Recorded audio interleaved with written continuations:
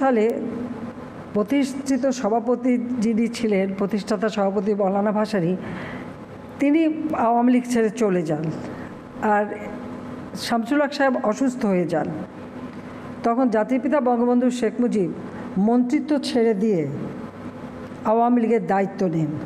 সাধারণ সম্পাদকের পদে তাকে নির্বাচিত করা হয়।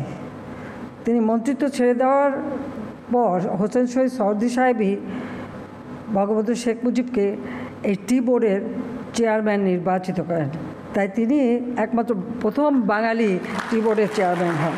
এবং চা শ্রমিকদের কাছে আমরা কৃতজ্ঞ, তার কারণ এই যে জাতির পিতা বঙ্গবন্ধু শেখ মুজিব তাদের জন্য যা করে গেছেন, তারা কিন্তু কোনো দিন তা ভোলেনি।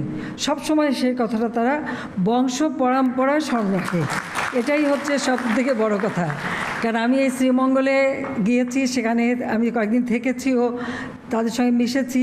কাজেই সবসময় আমাদের সাথে মনে হয় যেন একটা আত্মার সম্পর্ক আমাদের শ্রমিকদের সাথে আছে।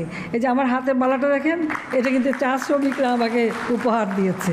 আমি এটা মাঝে মাঝে পড়ি, আবার খুব সযত্নে রেখে দিই, কারণ এটা আমার কাছে মহামূল্যবান একটা উপহার। কাজেই আমি এটুকু বলবো যে চা আমাদের একটা পানীয় বাংলাদেশে, যেটা অত্যন্ত জনপ্রিয়, কিন্তু সেটাকে আরও বিশেষ করে সাধারণ মানুষ কিন্তু এখন চা অনেক প্রিয়। আর এটা ঠিক যে মানুষের তো ক্রয় ক্ষমতা বৃদ্ধি পেয়েছে, গ্রামে গ্রামে বিদ্যুৎ চলে গেছে, সন্ধ্যার পরেই আড্ডা বসে, সব চার দোকানে ঘিরে বসে থাকে। আমরা নিজেরাই নিজেদের চাহিদা পূরণ করবার মতো কিন্তু উৎপাদন এখন আমাদের চাহিদা বেড়ে গেছে। উৎপাদন আমরা যা করি তা রপ্তানির জন্য খুব বেশি একটা থাকে না, বেশিরভাগই আমরাই নিয়ে নিই। বাংলাদেশের মানুষই এখন খুব বেশি চা খেতে পছন্দ করে।